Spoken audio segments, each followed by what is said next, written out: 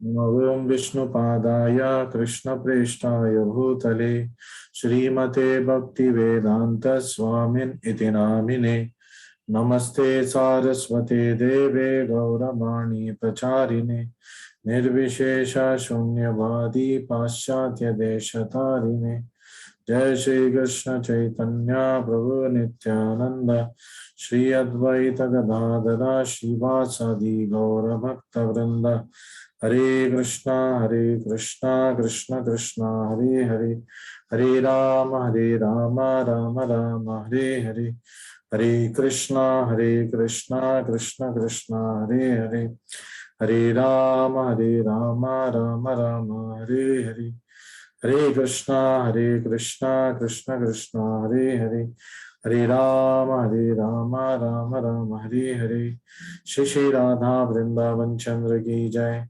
श्री श्री गौर निताय की जय। श्रीमद् भगवद गीता की जय। जगत गुरु श्रील प्रभुपाद की जय। हरे Krishna. Welcome to all of you for this session on Bhagavad Gita. We're doing chapter 6. We completed 8 shlokas.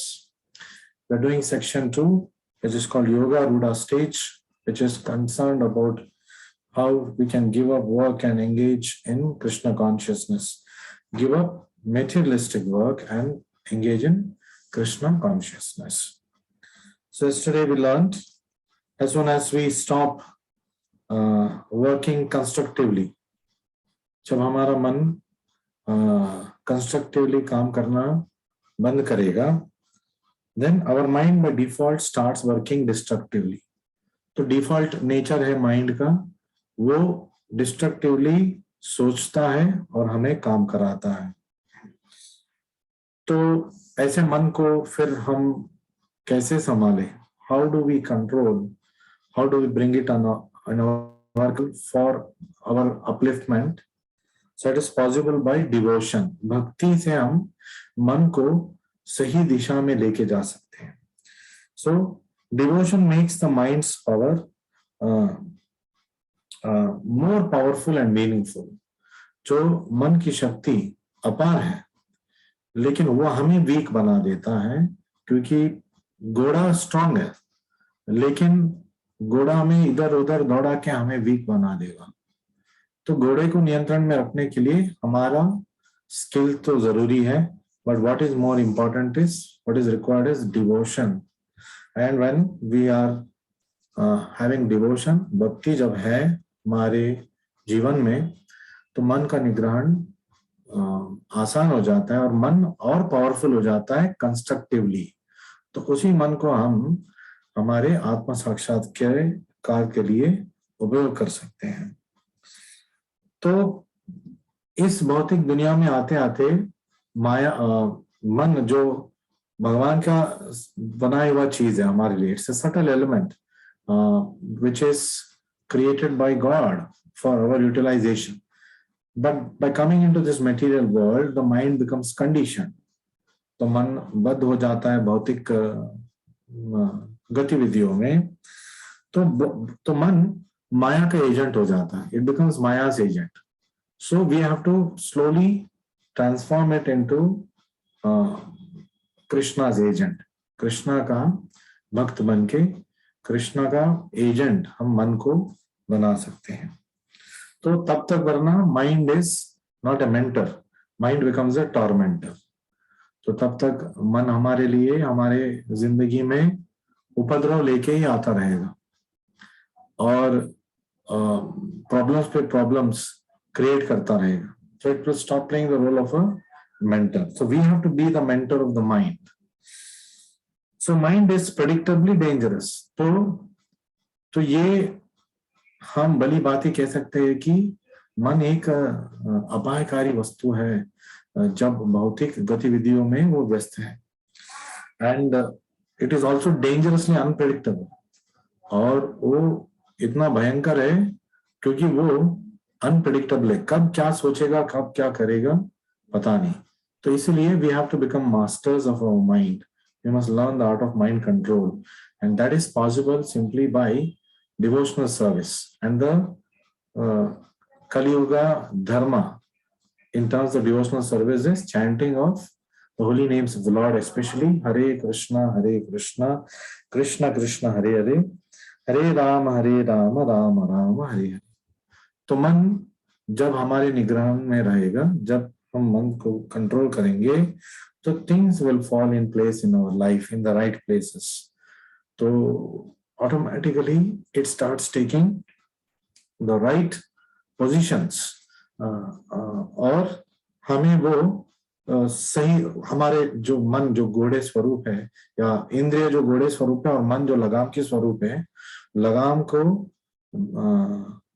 इस्तेमाल करते हुए हम हमारे इंद्रियों, घोड़े जैसे इंद्रियों को कृष्णा की ओर हम लेके जा सकता है। तो कल मैंने बात किया था कि ये सब तो केवल सुनने की बात नहीं है।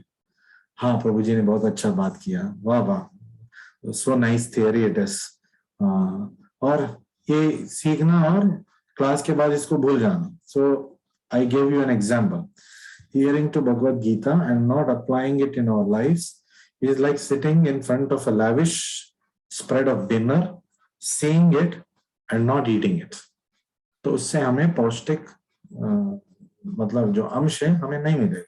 We will not get the nutrition if we simply see the food. We must eat it. That the purpose of food is to be eaten. So similarly, the purpose of hearing the Bhagavad Gita class is to apply it to the extent that we can. I'm not saying आपको 100% कल ही आपको implement करना है, but धीरे धीरे कोशिश तो करना चाहिए. And that is possible by constantly attending sessions like this, and more importantly by chanting Hare Krishna Mahamantra. If you're not chanting Hare Krishna Mahamantra, then whatever we are achieving in our material life, जितना भी हम what is that achievements हम कर लेंगे हमारी जिंदगी में, श्रम है वही केवलम, वो केवल अंत में एक wasted labor हो जाएगा. तो if it is not doubted in devotion, हमारे सारे गतिविधियां एक फेलियर, चाहे कितना भी हम सक्सेसफुल हो भौतिक जगत में, अंत में हम फेलियर ही माना जाएंगे, क्योंकि भौतिक चीजों को हमें यहीं पे छोड़ के जाना पड़ेगा. जो हम कमा के जाएंगे, लेके जाएंगे, वो आध्यात्मिक क्रेडिट्स हैं. And we must work on these things. That doesn't mean that you should not have what is that easy life. You must not have the comforts of life. We must not have the enjoyment in life. ऐसा कोई नहीं कह रहा है, ऐसा कृष्णा खुद नहीं कह रहा है. युक्ताहार विहारस्य युक्त चेष्ट कर्मसु युक्त स्वप्न वबोधस्य योगो भवति दुःखदा. तो जो दुःखहा, इट इज नॉट द दुःखहा. तो by being situated in yoga, all the miseries in our life can be vanquished by us and the super soul together. What is required? युक्ताहार, eating is required, but उसको रेगुलेटेडली खाना चाहिए, ना कम ना ज्यादा.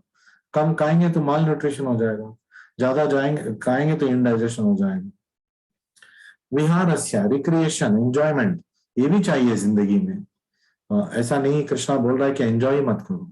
Enjoyment is required, but युक्तः, तो what is that? Regulated.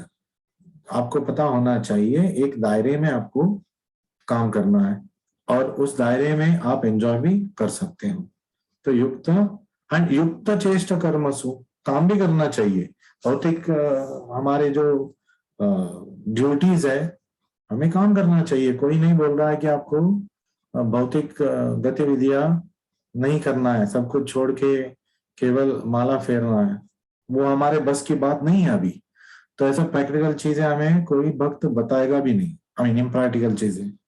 So we must continue to do, but yukta chesta karmasu, very regulatedly.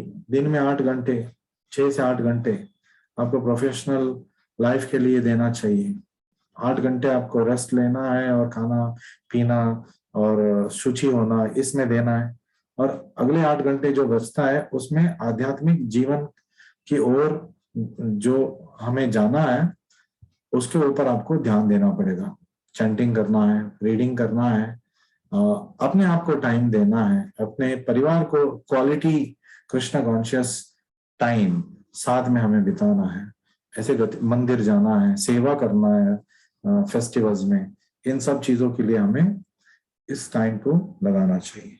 So we'll move ahead today to shloka number 9. Yesterday I had to complete this shloka. Somehow I was not able to fit it. It's a short purport. We will continue with this. Surunmitrari udasina madhyastha dvesha bandhusu sadhushva apicha papeshu samabuddhir vishishyate. So a person is said to be advanced, vishishyate. तो पिछले श्लोक तक हमने पढ़ा who is a yogi. इस श्लोक में हम पढ़ रहे हैं who is a advanced yogi. विशिष्यते, जो विशेष योगी, जो एडवांस योगी, वो कौन है? तो a person is said to be still further advanced. विशिष्यते, when he regards all समबुद्धिर, इन चीजों को सम सोचता है. क्या? Honest, well wisher, friends and enemies. तो वो अपने मित्रों के लिए और अपने शत्रुओं के लिए वो सुरुन है, मतलब सुरुद है, मतलब he is a well wisher. वो सब के लिए अच्छा ही सोचता है. सुरुन, मित्र, अरि. फिर उदासीना द्वेष बंधुषु. So he is neutral with people who are envious with him, dvesha, people who are his well-wishers, bandhushu. So he is neutral. तो किस जो envious person है उसके ऊपर वो रिवेंज नहीं लेता है, और जो well-wisher है उसके ऊपर बहुत ज्यादा अटैचमेंट नहीं लेता है. But he will give them their due. ऐसा नहीं कि जो द्वेष कर रहा है उसको ऐसे करने ही देगा. अपना जो ड्यूटी है वो करेगा, उसको बोलेगा मत करो, अपना डिफेंस वो करेगा, लेकिन उससे मतलब एनिमिटी पालेगा नहीं. Then the pious and the sinner and those who are indifferent and impartial. साधुष्व अपिच पापेषु. पापी को, एक साधु को समदृष्टि से देखता है कि ये भी आत्मा है, वो भी आत्मा है, लेकिन ड्यू रेस्पेक्ट वो देता है. पापी से जितना दूर हो सके दूर रहता है और साधु से संग बढ़ाता है, सत्संग करता है. सो with an equal mind, samabuddhir vishishyate. This is an advanced yogi. So we'll quickly move to the next shloka because that was a zero purport translation. So this shloka is teaching about what is samadhi. Samadhi का मतलब क्या है? So let's read. Yoga yunjita satatam atmanam rahasi stitah ekakiyata chittatma nirashira parigraha. So aparigraha, free from feeling of possessiveness. Parigraha, mera, possessiveness. Aparigraha, free from feeling of possessiveness. Nirashir, ashir, अपने स्वार्थ के लिए कोई आशा नहीं है. तो what does Krishna mean by this? समाधि स्थिति क्या है? A transcendentalist should always try to concentrate his mind on the supreme self. Yogi युंजित सततम, परमात्मा के ऊपर, भगवान के ऊपर ध्यान करते रहना चाहिए. और कलयुग में ये हरे कृष्ण मंत्र जपा करने से निरंतर पॉसिबल है. He should live alone in a secluded place. रहसी स्थितः, अकेले रहना चाहिए. ये this is talking about अष्टांग योगी. जो योगी बनना चाहता है उसके बारे में. हमारे लिए प्रैक्टिकल नहीं है, लेकिन एक्चुअली जो योगी बनना चाहता है by other means, तो by Ashtanga yoga, this is what he has to do. रहसी स्थितः, he should live alone in a secluded place. Another meaning of this is, मतलब एकांत में रहना चाहिए. हमारे लिए प्रैक्टिकल चीज क्या है इसमें सीखने का? एकाकी रहसी स्थितः means I must stay away from people who are not Krishna conscious. जो कृष्ण के भक्त नहीं है उनसे दूर रहना चाहिए, और जिस कृष्ण के भक्त है जितना संग मैं बढ़ा सकता हूं उतना हमें बढ़ाना चाहिए. This is called as रहसी स्थितः. And should always carefully control his mind. तो एकाकी यथा चित्त आत्मा, तो चित्त आत्मा, तो with knowledge and with chanting of the holy names, उसको अपने आत्मा मन के ऊपर कंट्रोल रखना चाहिए. So he should be free from desires, निराशिर, एंड फीलिंग्स ऑफ पॉजिटिवनेस, अपरिग्रह. ये सब होने से योगी, एडवांस योगी कहलाता है. ये समाधि का स्टेट है, हाईएस्ट स्टेज ऑफ योगा, समाधि और योगा रूढ़ा stage. This is what happens. So in our practical life, how is it to be applied? Always remember Krishna, never forget Krishna by chanting Hare Krishna. Then Rahasi Sthita, giving up unnecessary association of non-devotees, and always trying to take as much association of devotees. फिर ekaki yata chittatma, to always try to control, keep the mind in control, which is possible by chanting Hare Krishna mantra, Bhagavad Gita पढ़ने से, भगवद गीता सुनने से और भक्तों के संग करने से पॉसिबल है. निराशिर, अपने स्वार्थ के लिए ज्यादा परिश्रम नहीं करना चाहिए. अपने लिए जो चाहिए बेसिक नीड्स, उसका पूर्ति उसको करना चाहिए, बट नॉट बियॉन्ड दैट. अपरिग्रह, should not be possessive over things. सब मेरा है, सब मेरे लिए, ऐसा नहीं होना चाहिए. He must utilize everything in the service of the Lord. अपने लिए जितना चाहिए उतना यूटिलाइज करके, अपने सेविंग्स के लिए जितना चाहिए उतना यूटिलाइज करके, सेव करके, फिर बाकी चीजें भगवान की सेवा में हमें लगाना चाहिए, क्योंकि सब भगवान ही का है, भगवान का ही तो है. तो हम कुछ, we are not actually doing any sacrifice. Sacrifice means त्याग, मतलब जो मेरा है उसको मैं दे रहा हूं किसी और का. ये त्याग जो आपका है ही नहीं, जो भगवान का दिया हुआ है, आपके उपयोग के लिए दिया हुआ है, but belongs to whom? Belongs to Krishna. So it must be utilized in the service of Krishna. That's how it is, and it must be done with guidance of devotees, not however I feel like. So Krishna is realized in different degrees as Brahman, Paramatma, and Bhagavan. Brahmeti, Paramatmeti, Bhagavaniti, Shabdyate.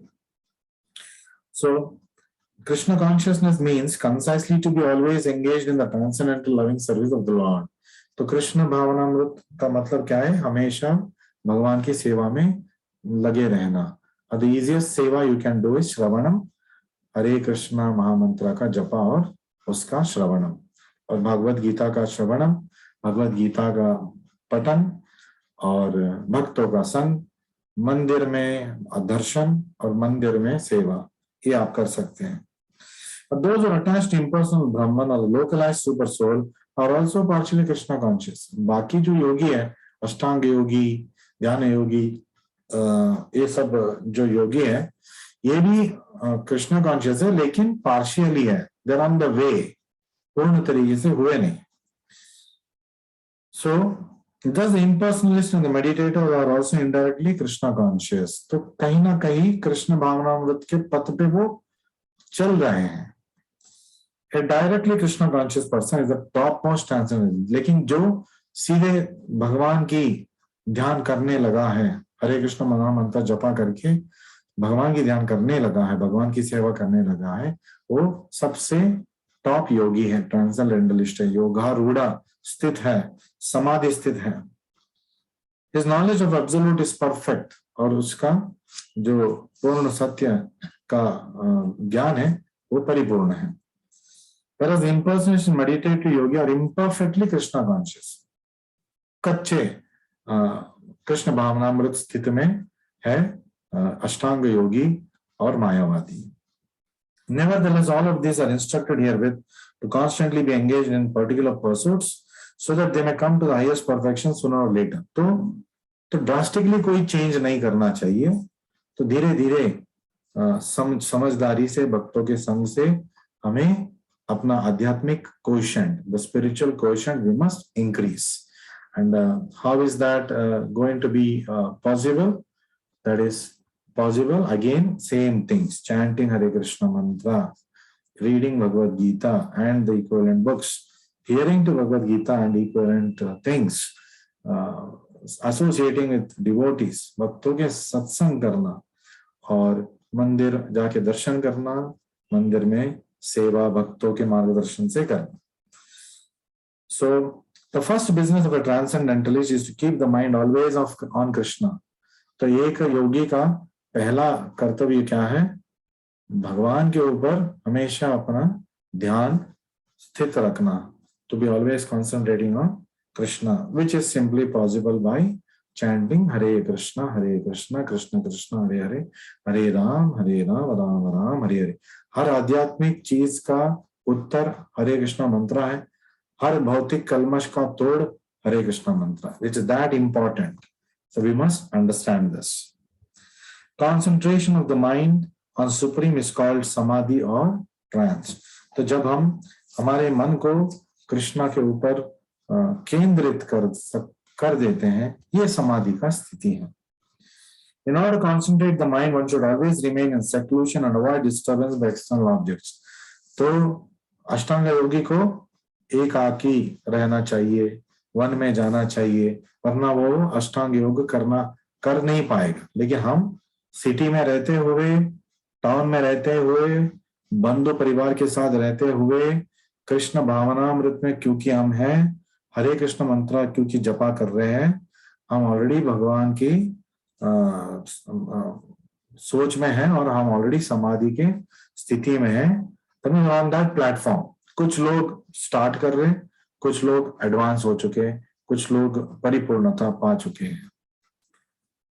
So he must not hanker after unnecessary material things that entangle him by feelings of possessiveness. जो चीजें उसको उलझा देती है, उससे ज्यादा संपर्क में नहीं रहना चाहिए.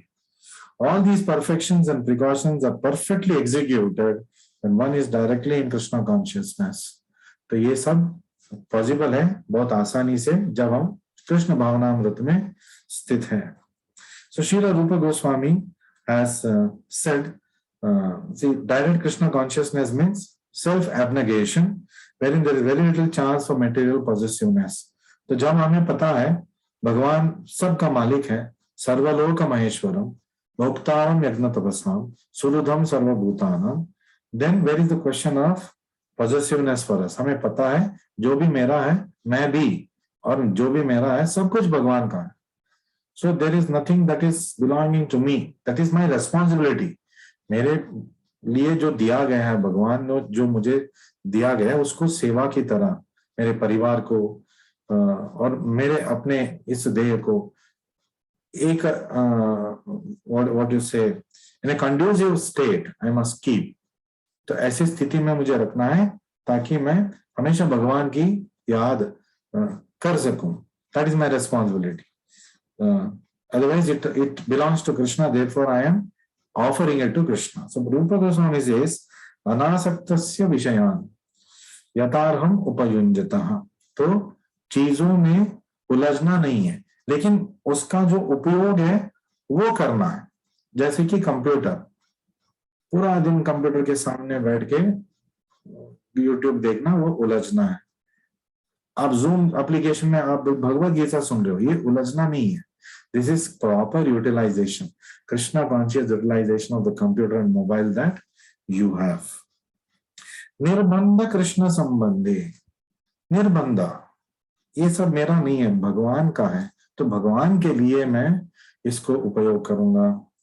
युक्तम वैराग्यम उच्यते, तो ये सही वैराग्य है.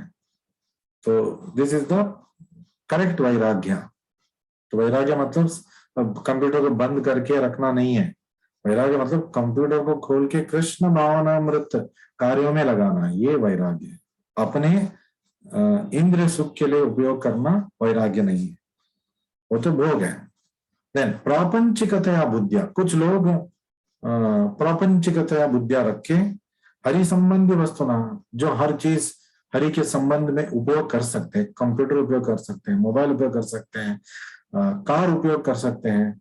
कुछ लोग हमारे कुछ साथी आगरा से आते हैं वृंदावन तक गाड़ी चला के. This is right utilisation of the car. So the car is also a Krishna conscious instrument in their case. तो आप लोग मंदिर जाने के लिए गाड़ी उपयोग करते हैं, और यहाँ पे जो स्थित है। मैं जानता हूँ एक फैमिली जो ड्राइव करके आए जलंधर से Vrindavan, 10 hours 11 hours travel. This is again right utilization of the vehicle that you have. This is the Krishna conscious utilization of the vehicle you have. और यहाँ पे वो व्रज भ्रमण के लिए उसको उपयोग किया, is the right utilization, Krishna conscious. ऐसा नहीं कि अरे गाड़ी को छोड़ दो, गाड़ी को त्याग दो, ये this is foolishness. ऐसा नहीं करना चाहिए। गाड़ी जो भी हमें मिलता है एक्सेप्ट करो और भगवान की सेवा में उपयोग करो। सो मुमुक्षु भी परित्यागो, तो ऐसे जो त्याग करते हैं, इससे उलझ जाएंगे, गाड़ी रहेगा तो उलझ जाएंगे, कंप्यूटर रहेगा तो उलझ जाएंगे, कोई परिवार रहेगा तो उलझ जाएंगे, छोड़ दो ये सब, संन्यास ले लो। तो दिस इज मुमुक्षु भी परित्यागो वैराग्यम फल्गु कथ्यते। ये फॉल्स रिनंसिएशन है। This is not renunciation in proper understanding. कुछ समय के बाद उसको लगेगा अरे मैंने परिवार छोड़ के गलत कर दिया, वापस परिवार के इसमें आ जाएगा वो, बिकॉज वो फल्गु वैराग्य कर चुका है। So when one is not attached to anything, but at the same time accepts everything in relation to Krishna, anasaktasya vishaya yatarham upayunjatah. One is rightly situated, nirbandha Krishna sambandhe, above possessiveness, yuktam vairagyam uchyate. On the other hand, one who rejects everything without knowledge of its relationship with Krishna, सब का भगवान का है, तो हर चीज भगवान के सेवा में उपयोग हो सकता है, हर अच्छी चीज, is not as complete in his renunciation. जो ऐसे मुमुक्षु भी परित्याग करता है, फल्गु वैराग्यम कथ्यते. So we should be, that's why everything should be done under the guidance of devotees.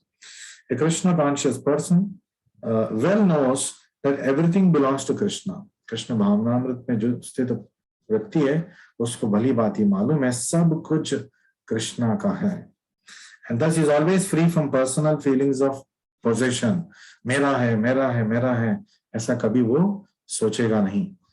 जो उसका है वो भगवान ने उसको दिया है और उसको वो भगवान की सेवा में उपयोग करेगा।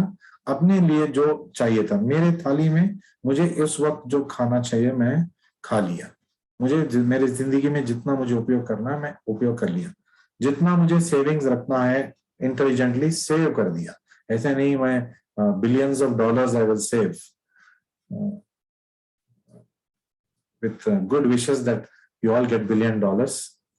That's not the way we spend our resources. Then further, he knows how to accept things in favor of Krishna. हर चीज को एक्सेप्ट करेगा, आप पैसे उसको देंगे कि वो मना नहीं करेगा, लेगा और उसको भगवान की सेवा में लगा देगा। How to reject things unfavorable to Krishna consciousness, जो कृष्ण भावनामृत में उसको पीछे लेके जाएगा, ऐसे चीजों को वो एक्सेप्ट नहीं करेगा, और जिसके वो आगे बढ़ा सकता है उसको वो एक्सेप्ट करेगा। He is always aloof from the material things because he is always transcendental. तो भौतिक गतिविधियों से वो सावधान रहता है, सतर्क रहता है। Therefore, a person in Krishna consciousness is perfect yogi. जो कृष्ण भावनामृत में व्यक्ति स्थित है उसको एक परिपूर्ण योगी हम कह सकते हैं।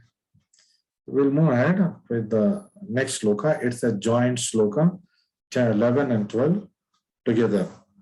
So, Sucha deshe pratisthapya stiram asanam atmanah nati uchritam nati nicham chaila jinakushottaram tatraikagram manakritva yata chittendriya kriyaha upavishyasane yunjat yogam atma vishuddhaye. So this is a shloka that is talking about how Ashtanga yogi should practice. To practice yoga, one should go to a secluded place. कितना कठिन है आप देख लीजिए, क्योंकि इसलिए कलियुग में possible नहीं है, बट इसके ज्ञान हमें होना चाहिए। One should go to a secluded places, a secluded place, जो शुचि है, जो पवित्र है, शुचौ देशे प्रतिष्ठाप्य, and should lay kusha grass on the ground.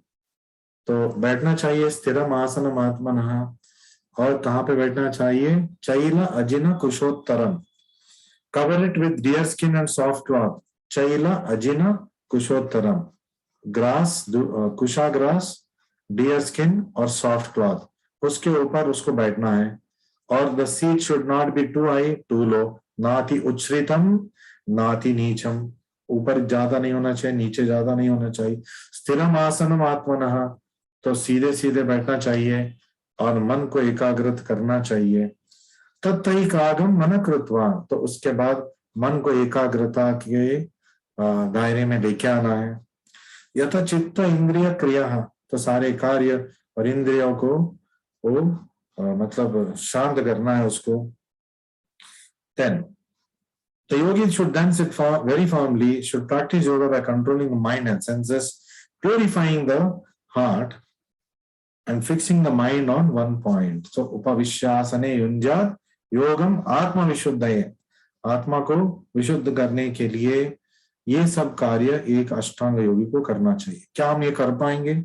Is it practical for us कि हम वन में जाएंगे, एक होली प्लेस में जाएंगे, सब कुछ छोड़ छाड़ के वहां बैठेंगे एक जगह और एकाग्रता से हम ध्यान करते रहेंगे, हमारे अंदर जो परमात्मा है उसके ऊपर सालों साल, पिछले जमाने में हजारों साल लाखों साल करते थे, इस जमाने में ठीक है प्रोपोर्शनेटली हम 50-60 साल करेंगे तो may be it is possible, not impossible but it is very very difficult. और ऐसा कोई व्यक्ति है नहीं आजकल के जमाने में जो आपको सही अष्टांग योग समाधि स्टेज तक सिखा सके। So sacred place refers to places of pilgrimage, जैसे कि धाम है उसका रेफरेंस है। In India, the yogis, transcendentalists or devotees live home, reside in places like Prayag, Mathura, Vrindavan, Rishikesh, Haridwar. ऐसे पवित्र स्थल में सब परिवार को छोड़ के वो स्थित हो जाते हैं। In solitude, practice yoga where sacred rivers like Yamuna and Ganga flow. तो गंगा यमुना के तट पे बैठ के अष्टांग योग को प्रैक्टिस करते हैं। The so-called yoga societies in big societies may be successful in earning material benefit. कुछ हद तक यम नियम प्राणायाम आसना ये 4 चीजें हम सीख सकते हैं अष्टांग योगा में सिटी में रह के, बाकी चीजें नहीं हो पाएगी, बाकी 4 चीज बिल्कुल नहीं हो पाएगा, तो अष्टांग योगा अपरिपूर्ण रह जाएगा। One who is not self-controlled and whose mind is not disturbed cannot practice meditation. और शहर में रहते हुए, आतंक में रहते हुए हम कभी एकाग्रता से मन को ध्यान में नहीं रख पाएंगे। Therefore, in Brihannaradiya Purana, it is said that in Kali Yuga, when people in general are short-lived, slow in spiritual realization, always disturbed by various anxieties, the best means of spiritual realization is, आप सबको अब तक तो पता ही है, the best means of spiritual realization is chanting of the holy names of the Lord. तो बृहन्नारद पुराण में कहते हैं हरे नाम ऐव केवलम कलौ नास्तेव नास्तेव नास्तेव गतिरन्यथा। तो केवल हरिनाम जपा करने से, केवल हरिनाम जपा करने से, 3 बार बोलते हैं केवल हरिनाम जपा करने से ये हम योग स्थित में रह सकते हैं। कलौ नास्तेव नास्तेव नास्तेव गतिरन्यथा, कलियुग में और कोई उपाय है नहीं, है नहीं, है नहीं, ऐसे बृहन्नारद पुराण में कहा जाता है। क्योंकि कलियुग में मंदा सुमंद मतयो मंद भाग्या ही उपद्रुता, तो मैं पहली बार, हमें पहले भी बहुत बार बोल चुका हूँ कलियुग का क्या सिम्टम्स है। We are low intelligent, mind is always disturbed, full of anxieties, and we are short-lived. Prayana alpaisha. This is a symptom of Kali Yuga. In this age of quarrel and hypocrisy, the only means of deliverance is chanting the holy name of the Lord. There is no other way, there is no other way, and there is no other way. And the easiest way of chanting the holy names of the Lord and remembering the Lord is by chanting Hare Krishna, Krishna Krishna, Hare Hare, Hare Rama, Rama Rama, Hare Hare. So we will give a stop here today. Some things I'll just try to talk generally in the next 2 or 3 minutes that we have got. So we talked about we cannot क्यों हमें केवल भगवत गीता पढ़ने से काम नहीं चलेगा? तो भगवत गीता पढ़ने के बाद उसको हमें हमारे जिंदगी में उतारना है। नहीं उतारेंगे तो then it is like reading a book on weight loss, और केवल उस बुक को पढ़ लिया और उसमें जो इंस्ट्रक्शन दिया गया था उसको मैंने फॉलो ही नहीं किया, तो वेट लॉस कैसे होगा? आप नदी के तट पे बैठ के हाउ टू स्विम नाइसली ये बुक आप पढ़ेंगे, तो केवल ये बुक पढ़ने से काम नहीं चलेगा। आपको नदी के अंदर जाना चाहिए और आपको प्रैक्टिकली तैरना चाहिए, तभी आप तैरना सीखेंगे। Otherwise it is not possible to learn swimming. So we will try to do some points that generally we could cover. So बार बार भगवत गीता में कृष्णा को अच्युता बोला जाता है because he is giving us this infallible knowledge and he is also infallible in his personal nature. So Lord never fails in his affection for his devotees. इसमें भी वो infallible है, तो कभी भी भक्तों के रक्षण करने में वो चूकते नहीं। तो और भक्तों के से स्नेह करने से वो कभी चूकते नहीं है। That's why he is called as Achyuta, कभी जो अपने पोजीशन से जो गिरते नहीं है। If he is a friend, he is a true friend, always a true friend, कभी भी वो हमें धोखा नहीं देते हैं। He did not hesitate to carry out orders of Arjuna as a charioteer. तो क्योंकि अर्जुन ने उनसे रिक्वेस्ट किया, आप महाभारत युद्ध में ठीक है आप युद्ध में भाग नहीं लेंगे, लेकिन आप मेरी सारथी तो बन सकते हैं और आप मुझे मार्गदर्शन तो दे सकते हैं। तो सारथी का जो भूमिका था उन्होंने बखूबी निभाया। Very nicely he performed this act of being a charioteer. That way also is therefore known as Achyuta. So his supreme position as Rishikesha was unchallenged. वो कृष्ण अर्जुन का सारथी बनते हुए भी उनका जो भगवान का जो पोजीशन था वो कभी छूका नहीं। वो उस पोजीशन में भी वो भगवान ही थे और अर्जुन को वो मार्गदर्शन दे रहे थे डिस्पाइट बीइंग हिज चैरियटियर। और वो अपने इंद्रियों को कभी भटकने नहीं देते, ना अपने भक्तों की इंद्रियों को भटकने देते हैं। That way also is Rishikesha and is Achyuta, because he is in control of the senses of his devotees, because he takes charge of the life of his devotees. So Bhagavad Gita क्यों पढ़ना चाहिए? क्योंकि हमें मालूम होना चाहिए हमें कहाँ जाना चाहिए। Even a go-getter, who is achieving good things in life, great things in life, he must also know where